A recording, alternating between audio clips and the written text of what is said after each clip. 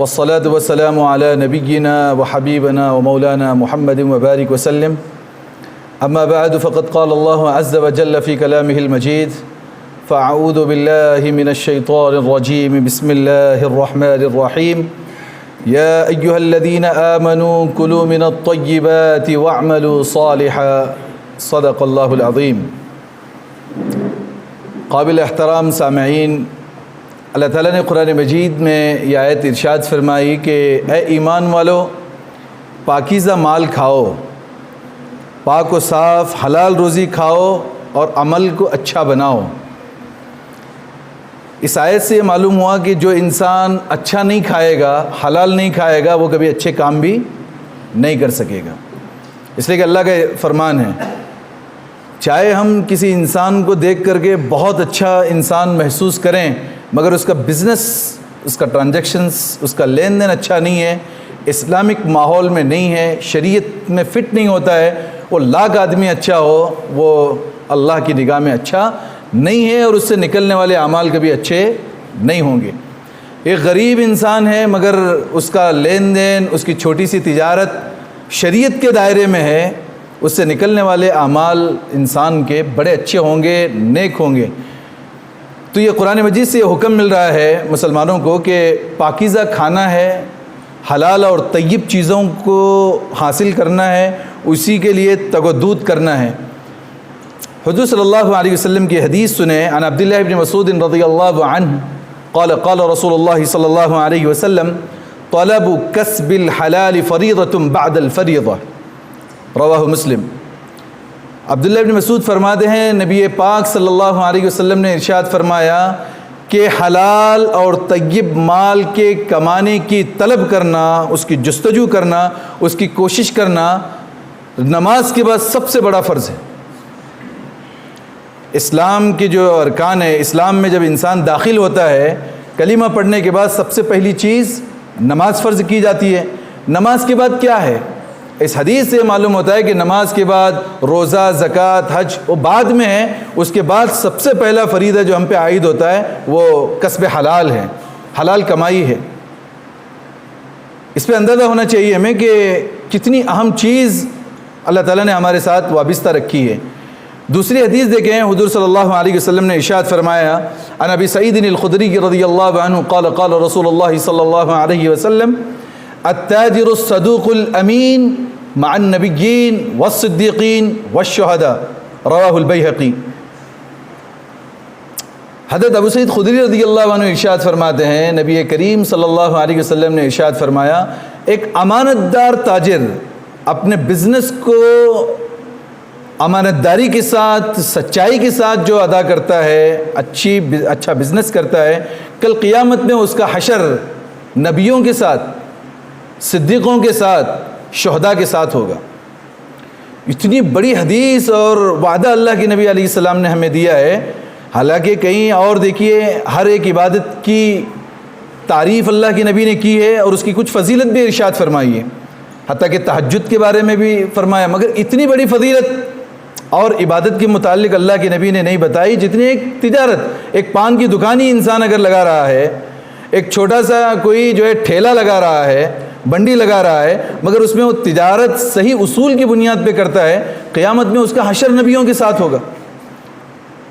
کیا مطلب؟ کہ جس چیز کو انسان پر اللہ تعالیٰ نے واجب قرار دیا ہے، چاہے وہ نبی ہو، چاہے صدیقین ہو، چاہے شہداء ہو، انہوں نے بھی دنیا کے اندر جو بزنس کیا ہے، وہ بزنس سچائی اور حلال طریقے پہ کیا ہے، اس بندے نے بھی وہ کیا ہے، تو اس کا اجتماع اللہ تعالیٰ قیامت کے دن ان کے ساتھ میں کرے گا۔ تو یہ بہت اہم چیز ہے۔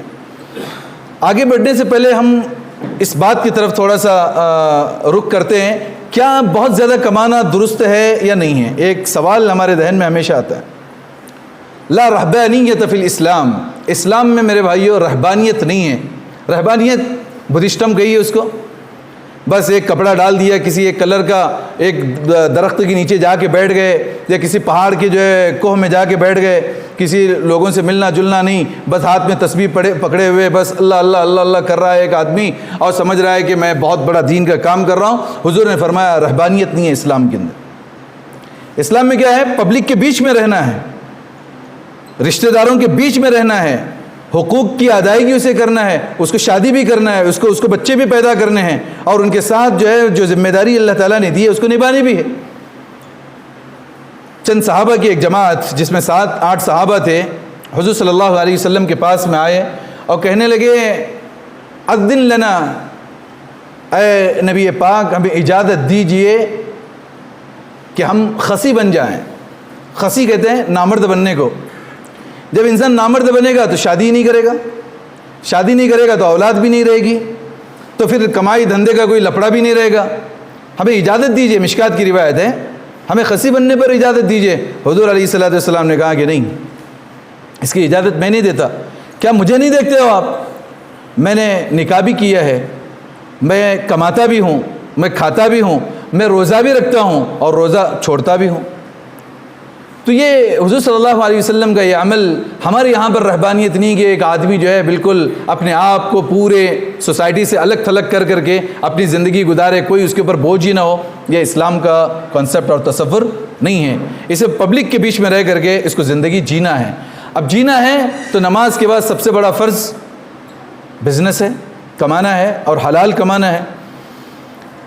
الا کلکم راع وکلکم مسئول عن رعیتہ، ہر اعتبار سے ایک مرد کو اللہ تعالیٰ نے ایک ذمہ داری دی ہے۔ اس ذمہ داری میں قرآن کی آیت سورہ نساء میں اللہ تعالیٰ فرماتے ہیں الرجال قوامون علی النساء بما فضل اللہ بعضکم علی بعض وبما انفقوا من اموالہم۔ مرد کو اللہ تعالیٰ نے قوام بنایا، حاکم بنایا۔ گھر کی پوری ذمہ داری ایک مرد کے ہاتھ میں ہے۔ کیوں؟ عورتوں کے اوپر کہہ رہے ہیں اللہ تعالیٰ، عورتوں کے اوپر مرد کو قوام بنایا، اس کی چلے گی گھر کے اندر، اور جو کچھ وہ خرچ کرتے ہیں ان کو اپنے جو ہے وہ فیملی کے اوپر جو ہے اس میں لگانا ہے۔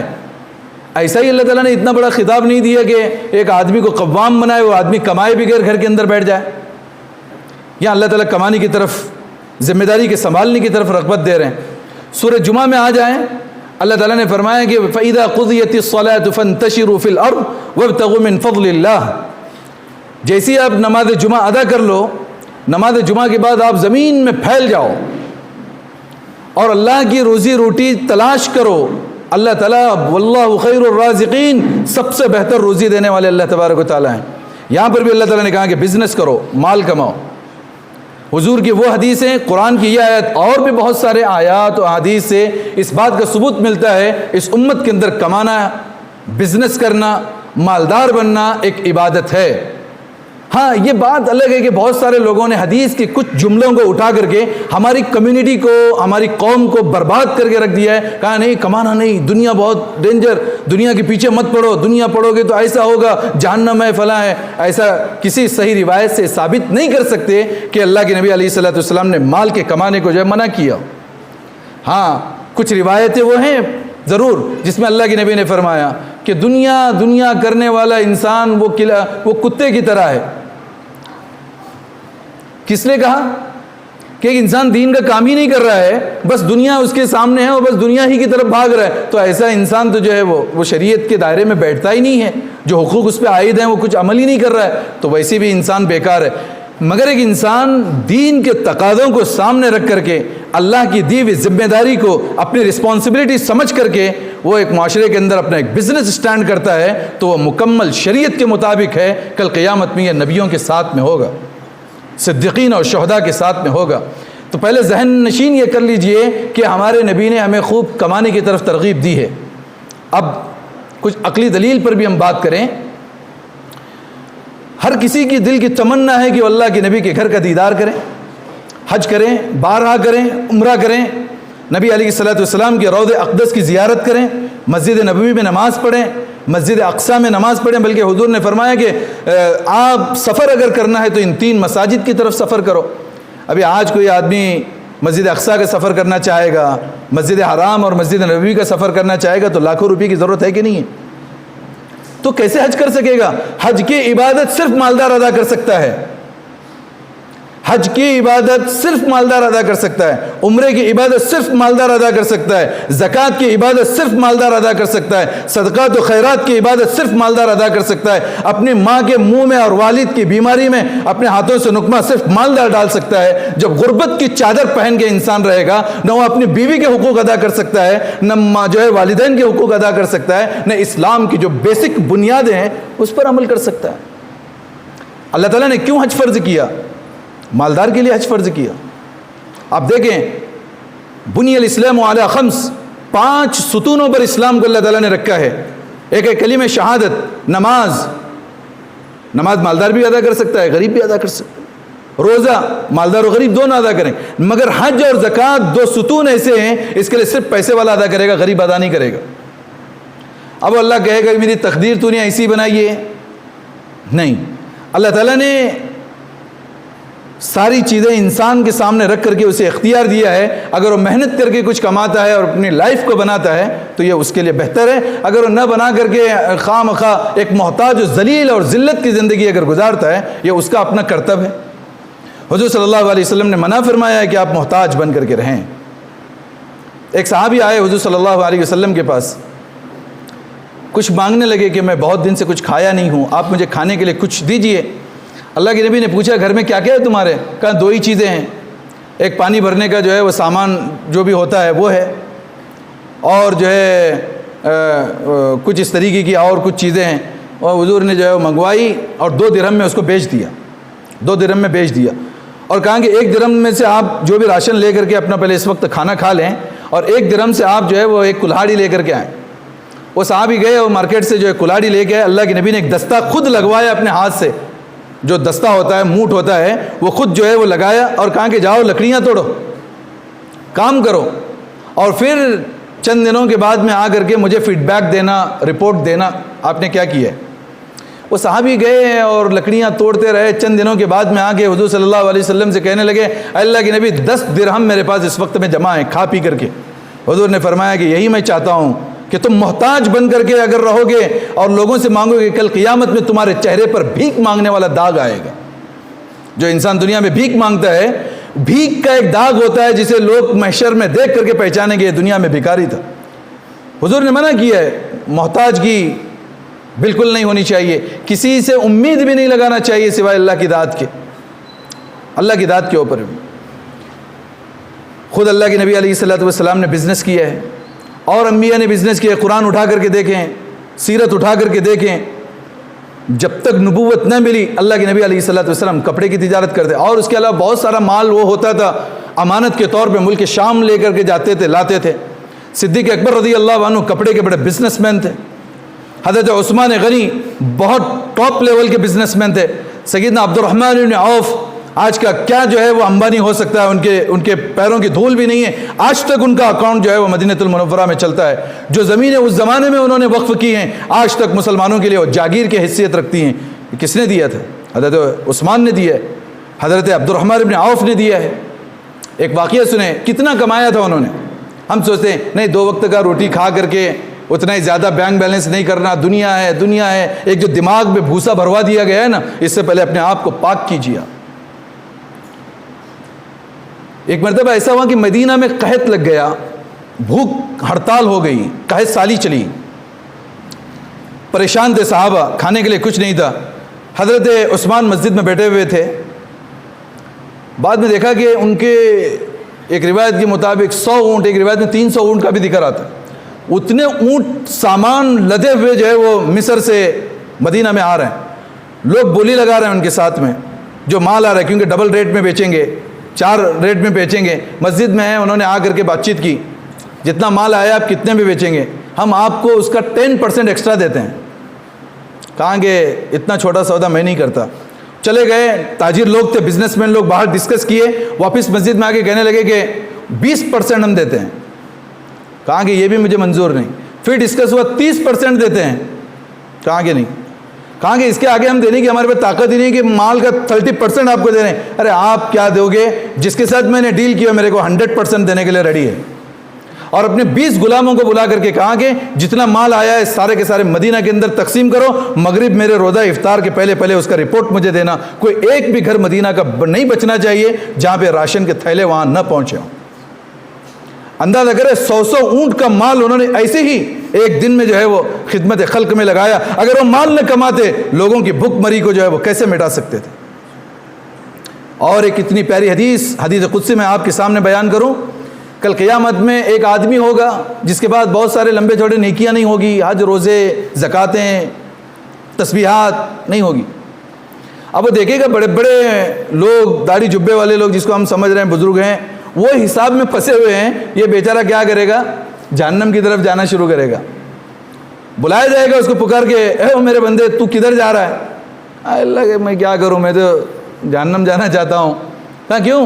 اتنے بڑے بڑے اچھے اچھے لوگ، ان کا حساب اتنا سخت ہو رہا ہے، میرے پاس تو کچھ ہے ہی نہیں دینے کے لیے۔ کہا کہ نہیں، تیری ایک نیکی میرے پاس ہے۔ اللہ کہہ رہے ہیں اسے، تیری ایک نیکی میرے پاس ہے۔ اللہ میری نیکی ہے؟ ذرا خوش ہوگا، کیا ہے اللہ؟ اللہ تعالیٰ کیا جواب دیں گے بتائیے؟ حدیث کے الفاظ ہیں، انا اجوع قد شبعتنی، میں دنیا میں بھوکا تھا، تو نے مجھے کھانا کھلایا۔ پریشان ہوگا، اللہ ایسے کیسے ہو سکتا ہے کہ آپ کو میں نے کھانا کھلایا؟ دوسرا جملہ یہ ہوگا کہ میں دنیا میں ننگا تھا، تو نے مجھے کپڑا پہنایا، میں دنیا میں پیاسا تھا، تو نے مجھے پانی پلایا۔ وہ آدمی پریشان ہو کر کے کہے گا اللہ تم میرے ساتھ مذاق کر رہے ہو۔ کہا کہ نہیں، دنیا میں فلاں میرا بندہ بھوکا تھا، تو نے اسے کھانا کھلایا تھا، تیری اس ایک نیکی کی وجہ سے میں تجھے سیدھا جنت میں داخل کر رہا ہوں۔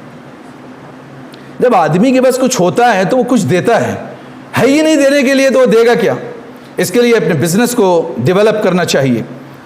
آئیے اور ایک حدیث ہم سنتے ہیں رسول اللہ صلی اللہ علیہ وسلم کی۔ چند قسم کے پیسے ہیں جو انسان دنیا میں خرچ کرتا ہے۔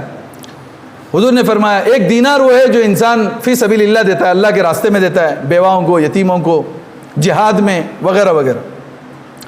ایک وہ ہوتا ہے کسی اور کام میں دیتا ہے۔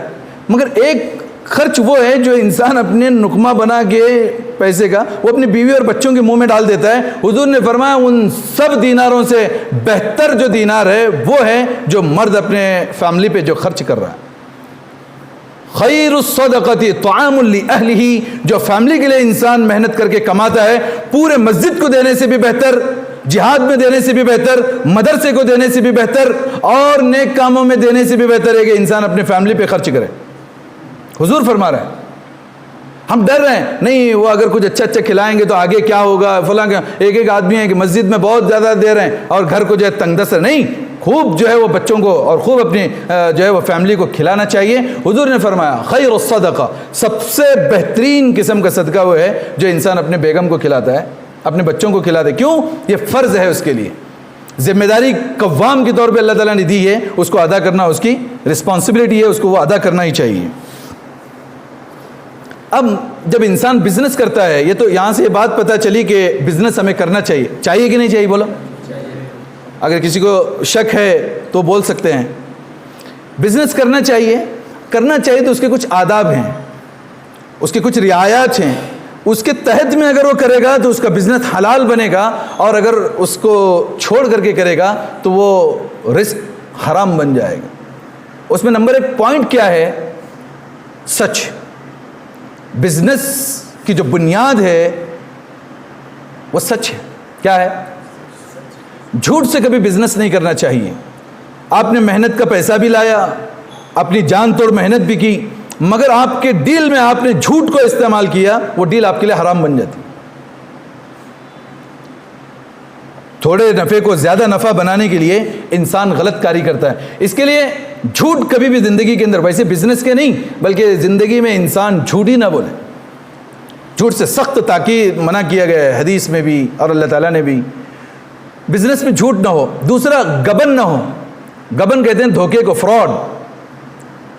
ایک مرتبہ ایک صحابی نے بازار میں کچھ غلہ لگایا تھا، مارکیٹ میں مال بیچ رہے تھے، کھانے پینے کی چیزیں۔ اللہ کے نبی نے آ کر کے اپنا ہاتھ ڈال دیا اندر اور ایسا اٹھایا تو اندر سے گیلا مال نکل گیا۔ حضور نے فرمایا کہ آپ گیلا بیچ رہے، اوپر سوکھا تھا اندر گیلا تھا۔ حضور نے کہا کہ یہ کیا کیا؟ نہیں اللہ کے نبی کل رات بارش ہوئی تھی تو بھیگ گیا۔ ارے بھیگا ہے وہ مال، اس کو تم چھپا رہے ہو، اس کو ظاہر کرو، دیکھنے والا بھیگا ہوا مال لے جو ہے دیکھ کر کے لے۔ اگر دھوکے سے انسان بیچے گا، خیانت داری سے بیچے گا، کل قیامت میں غم اور گھٹن کا ایک پہاڑ اس کے چہرے کے اوپر ہوگا۔ بزنس دنیا میں کر رہا ہے، قیامت تک اس کی سزا بھگتے گا۔ جھوٹ بول کر کے کسی کا مال ہڑپ کر کے انسان کھاتا ہے، ما یأکلون فی بطونہم الا النار، اس کے پیٹ میں جہنم کی آگ بھر رہی ہے۔ ولا یکلمہم اللہ یوم القیامہ، ایسے انسان سے اللہ تعالیٰ کبھی قیامت میں بات نہیں کریں گے۔ ولا یزکیہم، انہیں پاک بھی نہیں کیا جائے گا۔ ولہم عذاب علیم، ان کے دردناک عذاب ہے۔ جبکہ یہ آیت یتیموں کے مال کے بارے میں بھی، دھوکے کے بارے میں بھی، تو انسان اپنے بزنس میں چاہے پروفٹ ملے نہ ملے جھوٹ اور غبن سے اپنے آپ کو بچائے، یہ بیس ہے۔ جب آپ بزنس شروع کریں، سودی کاروبار، تیسری چیز ہے سود سے بچیں۔ سود ایسی وبا ہے، اس کے اوپر کا جو بنا ہوا پورا کے پورا محل چاہے وہ شاندار لگ جائے مگر اس کی حیثیت ایک راکھ کے بھوسے کے علاوہ کچھ نہیں، دکھنے میں جائے کتنا، کیونکہ اس کی دنیا بھی برباد ہوگی، جو نظارے ہم دیکھ رہے ہیں، آخرت بھی برباد ہوگی۔ سود کے قریب بھی نہیں جانا چاہیے، اس لیے کہ سود کے بارے میں اللہ تعالیٰ اور اللہ کا نبی یہ کہتا ہے، سود کو لینے والا، سود کو کھانے والا، سود کو کھلانے والا، سود میں گواہ بننے والا، سود کو لکھنے والا، سود میں مدد کرنے والا، سب کے سب جہنمی ہیں۔ صریح حدیث کے الفاظ ہیں، سود کھانے والا الراشی والمرتشی کلاہما فی النار، سود کھانے والا بھی اب بیوی کو کھلا رہا ہے، بچوں کو کھلا رہا ہے، پیرنٹس کو کھلا رہا ہے سودی کاروبار سے،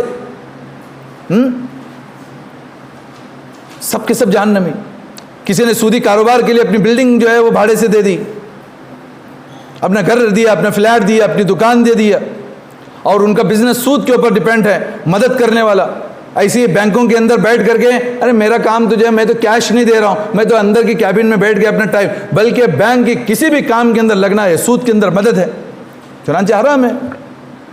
ہم لڑکی جب دیتے ہیں بینک میں کام، گورنمنٹ سرونٹ ہے، کیا کام؟ بینک میں کام کر، لوگ خوشی سے اپنی بیٹی دیتے ہیں، یہ نہیں سوچ رہے ہیں کہ بیٹی کا آج کے دن سے، نکاح کے دن سے جہنم والا راستہ شروع ہو گیا۔ علماء نے یہاں تک لکھا ہے، اگر کسی انسان کو توبہ کرنے کی نوبت آتی ہے اور وہ توبہ کرنا چاہتا ہے، بدن کے کپڑے بھی نکال کے چھوڑے اور اپنے ننگے بدن پر کسی سے ادھار مانگ کے کپڑے پہن کر کے اب نئی سی زندگی شروع کرے۔ اب بہت سارے لوگ کیا کرتے ہیں، سودی کاروبار سے بزنس کر کے اس کو 1 سے 10 بزنس اس کو کرتے ہیں، نہیں میرا وہ بزنس الگ ہے، میرا یہ بزنس، حالانکہ وہ سارے کے سارے بزنس جو ہے وہ اسی سے جو ہے وہ کلک ہوتے ہیں، سب کے سب حرام بن جاتے ہیں۔ اس کی مثال علماء نے یوں بھی دی ہے، دودھ کی ایک بڑی بالٹی، اس میں 1 قطرہ اگر شراب کا یا پیشاب کا ڈال دیا جائے کیا ہوگا؟ سارا ناپاک ہوگا کہ نہیں ہوگا؟ ایسے ہی آپ نے 1 کروڑ روپیہ حلال کا لگایا ہے مگر 1 لاکھ روپیہ سود کا گھسیر دیا، پتہ ہی نہیں کہاں کیا لگ رہا ہے، پورے کے پورا 1 کروڑ آپ کا برباد ہو جاتا ہے۔ اس کے لیے سود سے بچنا چاہیے۔ نمبر 4 پوائنٹ، جب آپ بزنس کے لیے کھڑے ہو اپنے ایگو کو پہلے مار دیں، یہ بہت اہم پوائنٹ۔ ریسرچ دان نے ریسرچ کی ہے کہ دنیا میں جو غریبی ہے اس کی وجہ کیا ہے؟ امیر امیر ہوتا جا رہا ہے، غریب غریب سے غریب تر ہو رہا ہے، اس کی وجہ کیا ہے؟ بہت سارے وجوہات ہیں، اس میں سے ایک وجہ یہ ہے کہ کسی نے کہا کہ جہالت ہے، نا واقفیت ہے، بے علمی ہے، نہیں۔ کسی نے کہا کہ غربت ہی کی وجہ سے، وہی غربت ہی اس کی وجہ ہے کہ انسان غریب ہے، مگر بڑے اچھے ریسرچ دان نے ایک ریسرچ کر کے یوں کہا کہ انسان کا ایگو ہے جس کی وجہ سے غربت ہے۔ ایک غرور، ایک گھمنڈ جو انسان کے سینے میں ہوتا ہے، یہ کام میں کیوں کروں، میں اس لیول کا، ہمارا باپ ہو، ہمارا دادا ہو، ہمارا خاندان ہو، ہم وہاں کے، ہم یہاں کے، ہم بادشاہ خاندان، ہمارا یہ خاندان وہ خاندان۔ اس کے اندر آدمی ایسا ہے کہ چھوٹا موٹا کام نہیں کر کے لوگوں کے بعد بھیک مانگتا ہے۔ ایگو، کتنے لوگ ایسے ہیں جو گھر پہ خالی بیٹھے ہوئے ہیں، بیوی ہیں، بچے ہیں، ایگو ہے، میں کیوں کام کروں، قرضوں پہ قرض چڑھے جا رہے ہیں مگر کام نہیں کر رہے ہیں۔ یہ جو ہے نا بالکل کاہل قسم کے، سست قسم کے جو لوگ ہیں، یہ ایسے ہی لوگوں سے جو ہے قوم تباہ ہوتی ہے۔ کام کرنے کے لیے کبھی شرمانا نہیں چاہیے۔ حضور صلی اللہ علیہ وسلم خود کام کرتے تھے، آپ دیکھیں آپ کے گھر کا بھی حال دیکھیں، جھاڑو خود دیتے تھے۔ سید الانبیاء والمرسلین، میرے بھائیو سوچو کیا مقام ہے آپ کا، جس کی نسبتوں سے اللہ تعالیٰ دنیا کو چلائیں، جنتوں کو پیدا کریں۔ اتنا بڑا عظیم شہنشاہ، عظیم شہنشاہ، گھر کی جھاڑو خود دیتا ہے، گھر کے برتن خود دھوتا ہے، پھٹے ہوئے کپڑے خود سلتا ہے۔ جب نمبر آتا ہے کھدائی کا تو کدال لے کے کھدائی کرتا ہے، بھوک لگتی ہے تو پیٹ پر 2 پتھر بھی باندھتا ہے۔ کسی کام میں اس نبی نے شرم محسوس نہیں کی، مگر اس نبی کا امت ہی اپنے کو بزنس کرنے میں شرم محسوس کرتا ہے۔ اتنا ایگو انسان کے اندر آئے گا تو مال نہیں کما پائے گا۔ ایگو کو اپنی زندگی سے کم کریں، پیشن پیدا کریں۔ پیشن رہے گا، جذبہ رہے گا کسی کام کے کرنے کا، وہ انسان اپنی منزل مقصود تک پہنچتا ہے، اور اگر جذبہ نہیں ہے وہ انسان منزل مقصود کو نہیں پہنچے گا۔ صحابہ کرام، میں آپ کو ایک بات بتا دوں، سیدنا علی رضی اللہ عنہ کی، کتنے بڑے صحابی، ایک وقت میں تو ایک اللہ تعالیٰ نے ایک کام لیا کہ باب خیبر کو اکھاڑ کے پھینک دیا، جس صحابی رسول نے، ہاتھیوں کی طرح فولادی انسان، شیر خدا، کام کیا کر رہا ہے وہ انسان؟ جب نکاح کا وقت آیا، ایک زرہ تھی، مہر دینے کے پیسے نہیں تھے، جا کر کے مارکیٹ میں مدینہ کے کھڑے ہو کر کے اعلان کیا، من یشتری منی، ایک کون ہے بھائی جو میری زرہ، میرے کپڑے مجھ سے خریدے گا؟ اس لیے کہ اسے کرائے کا گھر بھی لینا تھا، مہر بھی ادا کرنا تھا، برتن بھی خریدنے تھے۔ ایک حضرت علی جیسا انسان مدینہ المنورہ کے مارکیٹ میں اپنے جو ہے وہ زرہ اور شرٹ بیچتا ہے، ہمیں کون سا ایگو آ گیا کہ ہم بزنس نہیں کرتے؟ آج ہماری کمیونٹی کا یہی حال برا ہے، ہم ایگو میں مر رہے ہیں مگر کمانا نہیں چاہتے، اور اگر کچھ بزنس کرنا شروع بھی کرتے ہیں اصول معلوم نہیں ہے۔ ہاں، ایک پیشن ہونا چاہیے، ایک صبر ہونا چاہیے۔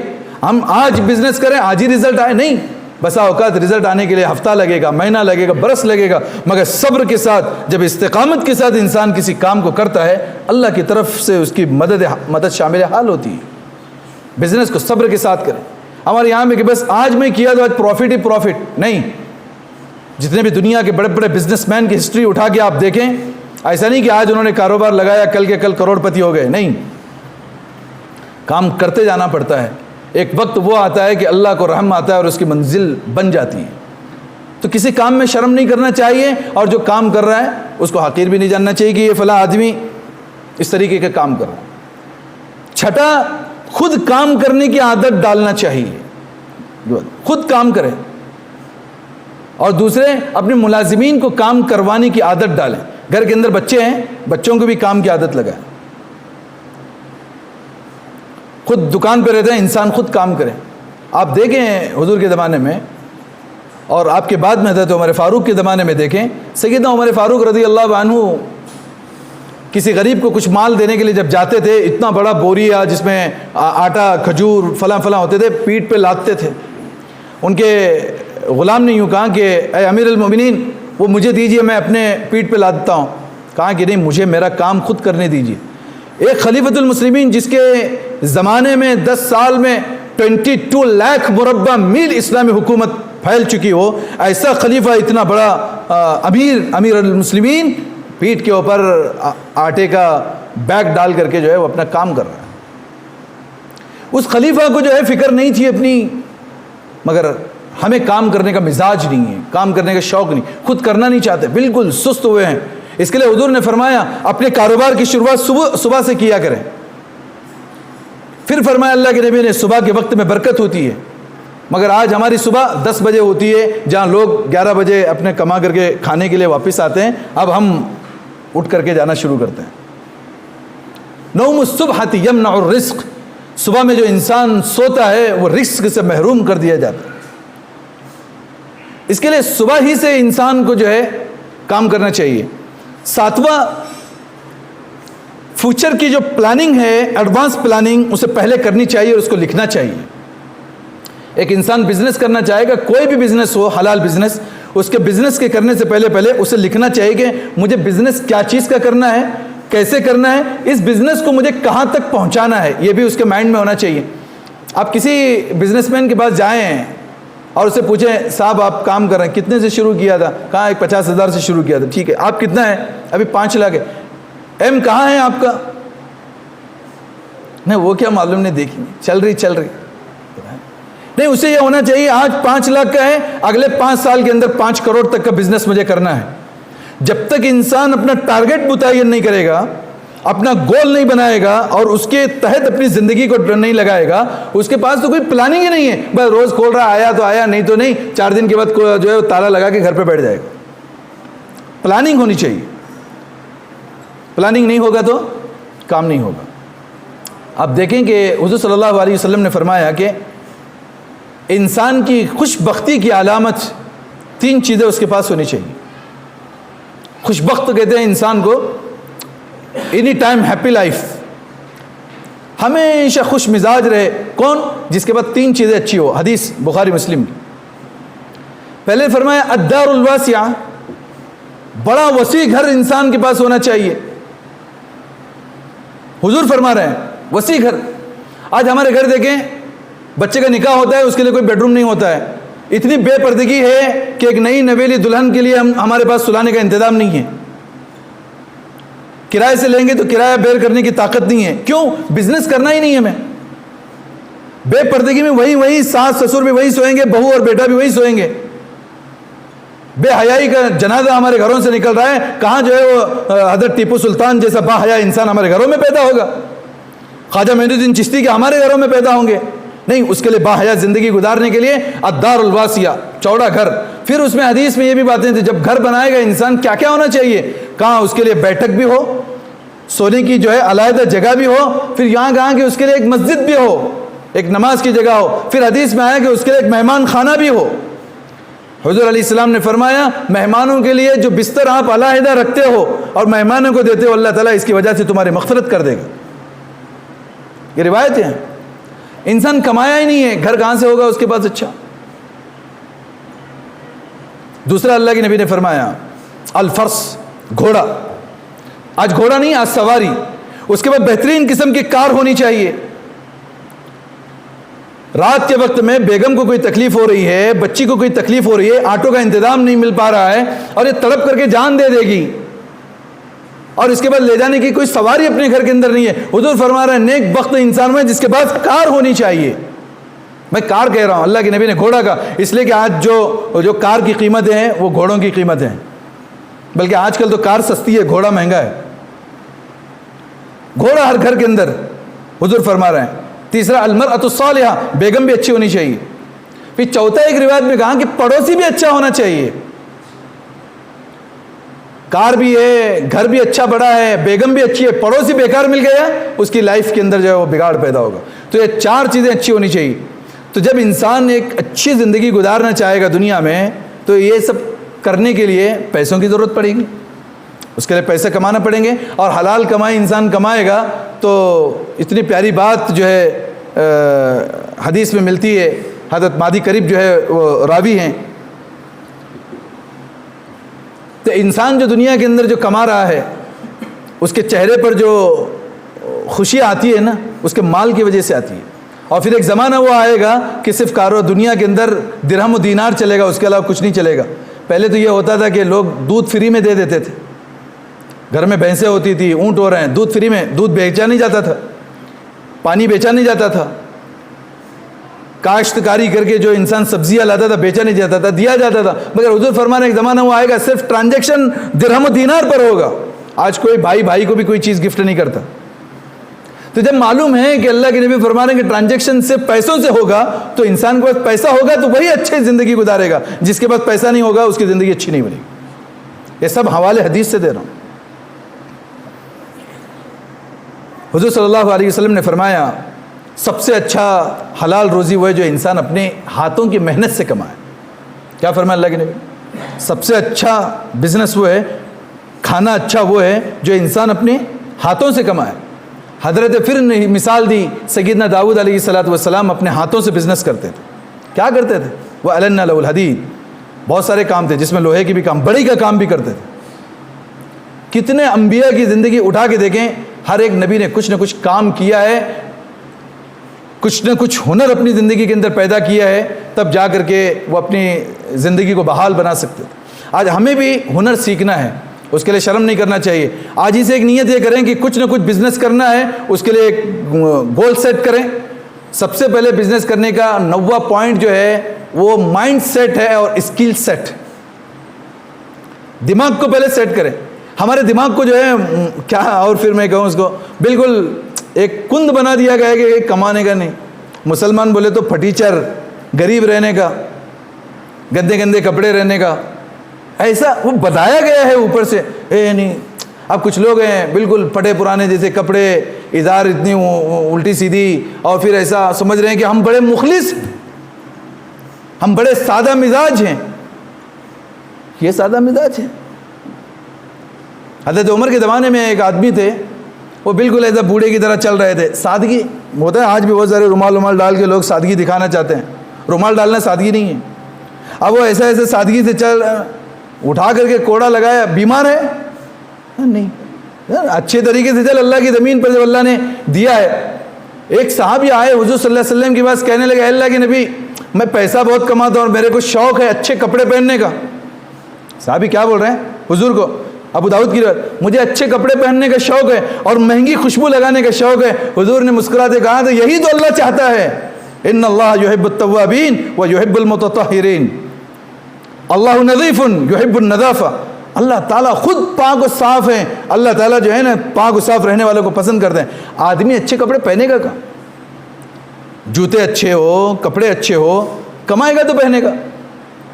اور رہ کر کے نہ اس کو سادگی, یہ اس کی بے وقوفی ہے. اللہ نے جب دیا ہے تو شکر گزاری دکھانی چاہیے کہ نہیں؟ بہت ساری روایتیں ہیں جس میں اللہ کے نبی نے صحابہ کو تنبیہ کی, جب اللہ نے دیا ہے تو اس کا اظہار کرو. اظہار کا مطلب میرے پاس بینک بیلنس وہ نہیں, اللہ جب دیا اچھے کپڑے پہنے ہیں, اچھی سواری اس کے پاس میں ہو, اس کا اظہار ہونا چاہیے. اس سے معلوم ہوگا کہ اللہ تعالیٰ کی شکر گزاری ہو رہی ہے. اس حدیث کی تشریح میں ایک مثال سے آپ کے سامنے بیان کروں. آپ سب باپ ہیں یہاں بیٹھنے والے, اکثر گھر میں آپ کے 2-3 بچے ہوتے ہیں کہ نہیں ہیں؟ یہ سب نہیں ہیں. اگر آپ کے بچے نہا دھو کے اچھا ذرا ہیئر اسٹائل اچھے سے بال بنا کے بہترین کپڑے پہن کر کے آپ کے سامنے جو ہے وہ گھومتے پھرتے رہے, آپ کو غصہ آتا ہے کہ نہیں آتا ہے؟ ارے بولو, نہیں آتا ہے؟ کیا ہوتا ہے؟ خوشی ہوتی ہے. Very good. جب آپ کے بچے اچھے سے تیار ہو کر کے آپ کے سامنے گھوم رہے ہیں, کھیل رہے ہیں, بڑھیا کپڑے پہنے, آپ کو خوشی ہو رہی ہے. جب اللہ تعالیٰ آسمانوں پر بیٹھا, عرش پر بیٹھا اپنے بندوں کو دیکھتا ہے کہ وہ بالکل نظیف انسان طرح سے پاکی اور صفائی کے ساتھ گھوم رہے ہیں, اس کو خوشی ہوتی ہے کہ میرے بندوں کو جو میں نے دیا ہے اس کا استعمال کر کے وہ خوش ہے. ہم پھٹیچر کی طرح رہ رہے ہیں, آسمان پہ بیٹھا ہوا خدا ہمیں دیکھ کے خوش ہوگا, کتنا جو ہے وہ نہتا انسان ہے, اتنا دے کے بھی اپنے آپ کو فقیری کی جیسا روپ بنایا. نہیں, اسٹینڈرڈ رہنا سیکھے, اسٹینڈرڈ مینٹین کرنا سیکھے. یہ بزنس کے اصول سکھائیں گے. آگے چلتے ہیں. ذخیرہ اندوزی سے پرہیز کرنا. جو انسان کاشتکاری کرتا ہے, اس میں بہت سارے وہ بزنس مین بیٹھے ہیں جو بھاجی پالے کا جو ہے وہ کام کرتے ہیں. ویئر ہاؤسنگ اسلام میں منع ہے.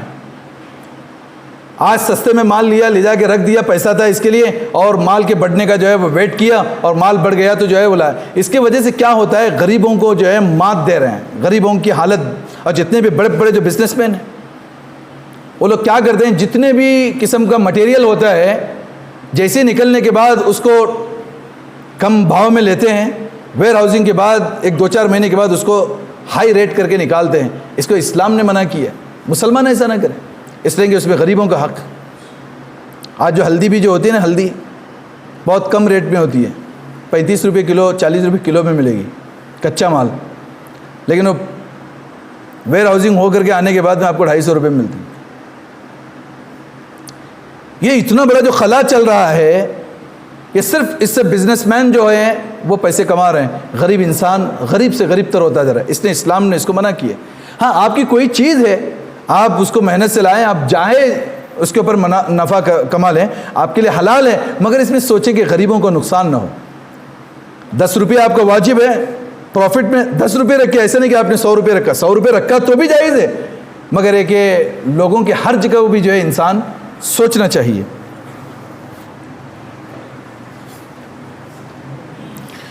دسواں اصول بزنس میں یہ ہے کہ جو غلطی ہوتی ہے وہ غلطی کو ایکسیپٹ کرنا چاہیے. جب انسان بزنس کرتا ہے تو تجربے انسان کو ہوتے ہیں, تو بہت مرتبہ یہ ہوتا ہے کہ انسان جو ہے وہ غلطی کرتا ہے. جب اس کے سامنے کوئی آئینہ دکھا دے کہ یہاں آپ بھول چوک کر رہے ہیں اور یہ بزنس اس طریقے سے نہ کریں, اس غلطی کو قبول کرنا چاہیے. جہاں اس غلطی کو قبول کرتا ہے وہاں سے اس کی زندگی کا ڈیولپمنٹ شروع ہو جاتا ہے. مانتا نہیں, انہوں کیا سکھانا ہے, میں کر رہا ہوں, زمانے سے بزنس کر رہا ہوں. اب بھی کیا ہے, لوگوں کو پیسہ مد نظر رکھ کے نہ کام کریں. کیسے, اس کی ایک مثال دیتا ہوں.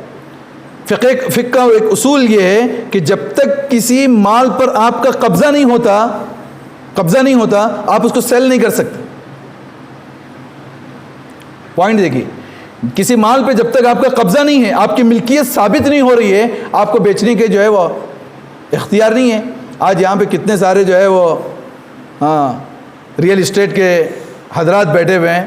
وہ سوچیں, صرف میں اگر ایک انسان کہے کہ میرا پلاٹ بیچنا ہے, میں ابھی بھاؤ بھی نہیں بتاتا, مارکیٹ میں اس کا بھاؤ لگ جاتا ہے. لوگ پہلے ہی سے اتنا غبن اور دھوکہ ہوتا ہے. مثال کے طور پر میں نے کہا کہ میرا پلاٹ جو ہے وہ 10 لاکھ روپے میں بیچنا ہے. میں نے کسی پلاٹ والے سے کہا, وہ جا کر کے سامنے والے سے 12 لاکھ روپے پہ ڈیل کرتا ہے, اس کے لیے حرام ہے. اس کا کچھ مطلب ہی نہیں ہے. اس کے محنت کا جو پرسنٹیج جو طے ہے مارکیٹ میں، مارکیٹ کے حساب سے لیا جائے اس کا حق بنتا ہے، مگر یہ کہ جا کر کے آگے وہ اپنا بزنس کرتا ہے اس لیے کہ اس کا رائٹ ہی نہیں اس کی پراپرٹی پر. آج دیکھیں ایسا ہی بزنس ہو رہا ہے کہ نہیں ہو رہا. ایک صورت بتا رہا ہوں، ایسے اتنے سارے بزنس ہیں جس میں انسان کا رائٹ نہیں ہے اور اس کو سیل کر رہا ہے. جب بتایا جائے تو اس غلطی کو قبول کر کے اپنی زندگی کو ٹھیک کرنے کی سوچنا چاہیے. 11ویں امانت داری کا ثبوت دینا. امانت داری کا ثبوت دینا. حضور صلی اللہ علیہ وسلم نے فرمایا الامانۃ مفتاح الرزق. چھوٹے چھوٹے جملے ہیں اللہ کے نبی کی، یاد رکھیں. الامانہ مفتاح الرزق. امانت داری رزق کے دروازوں کو کھولتی ہے. آپ جتنی امانت داری سے بزنس کرو گے اللہ تعالیٰ کی طرف سے تمہارے لیے برکتوں کا نزول ہوگا، اور کتنا ہی زیادہ پیسہ آپ کے سامنے دکھے، بعد کے چل کر کے بے برکتی اس کی زندگی میں آئے گی جب وہ امانت داری کے خلاف کوئی کام ہوگا.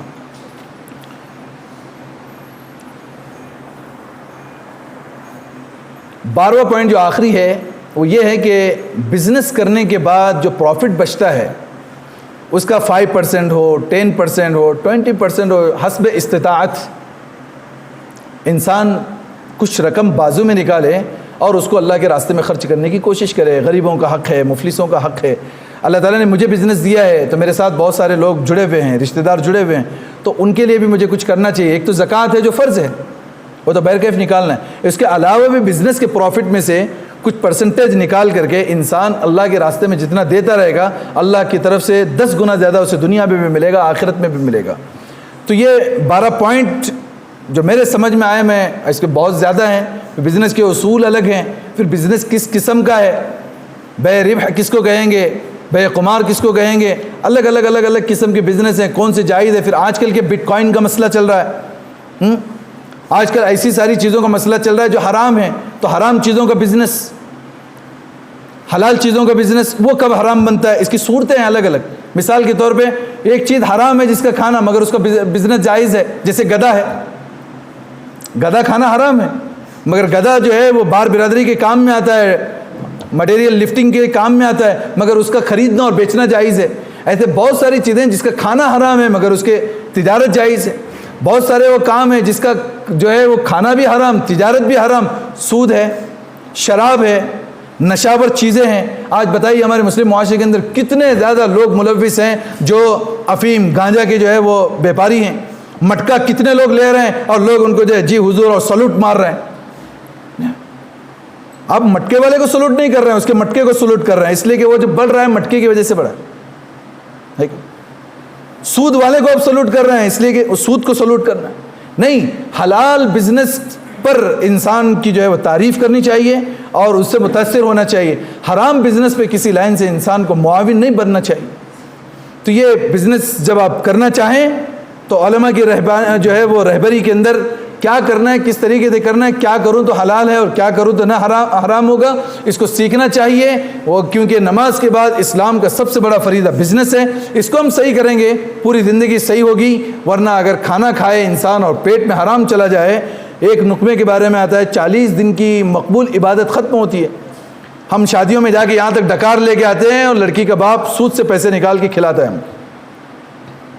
غریب انسان ہے، مرد والوں نے کہا ہم کو ہال چاہیے، 500 لوگ آنے والے ہیں اور فلاں فلاں. بیچارہ کرے گا کیا؟ جا کے 1-2 لاکھ روپے سود سے انٹرسٹ پہ لے کے آ کر کے بیٹی کا کرنا ذمہ داری تھی، کر دیا اور حضرات جا کر کے کھانا کھا کے آ گئے. احتیاط کرنا چاہیے انسان کو. بس کھانا مل گیا، کھا لیا انسان نے. زندگی کے اعمال ختم ہو جائیں گے. شیطان اپنا کام اتنا ہی کر کے بیٹھتا ہے کہ بس کھلا دیا اور گھر میں سو جاتا ہے. بس ابھی کچھ بھی کرے، کعبے کا پردہ پکڑ کے ہلا ہلا کے دعا بھی مانگو، دعا قبول نہیں ہوگی. حدیث میں جس کا کھانا حرام، جس کا پینا حرام، وہ غلاف کعبہ کو پکڑ کر کے بھی اللہ اللہ کر کے دعا مانگتا رہے گا، اس کی دعا قبول نہیں ہوگی. اس کے لیے کھانے میں بہت احتیاط کرنی چاہیے. کھانے کے ساتھ ساتھ دوسرا ہمارا نیکسٹ ٹاپک وہ ہوگا کہ حلال چیزیں کیا ہیں. ابھی آج کل جو بوائلر چکن کا مسئلہ ہے، ذبح کا مسئلہ ہے، بکرے ہو یا بیف ہو، اس کی ذبح کا مسئلہ، کٹ رہا ہے کہ نہیں کٹ رہا ہے، کیسے کٹ رہا ہے، کون سی چیزیں حلال ہیں، کون سی چیزیں حرام ہیں، ہم کو کچھ پتہ نہیں. بس ایک زندگی چل رہی ہے، بس چل رہی ہے، ڈھکیلتے جا رہے ہیں. ایسا نہیں ہے میرے دوستو. صحیح طریقے سے اسلام کو سیکھیں، اسلام کو سمجھیں، اس کے مطابق عمل کریں گے تو زندگی بڑی خوش و خرم اور اچھی رہے گی۔ اللہ تعالیٰ سے دعا اللہ رب العزت ہم سب کو بہترین عمل کرنے کی توفیق نصیب فرمائے۔ وآخر دعوانا الحمد للہ رب العالمین۔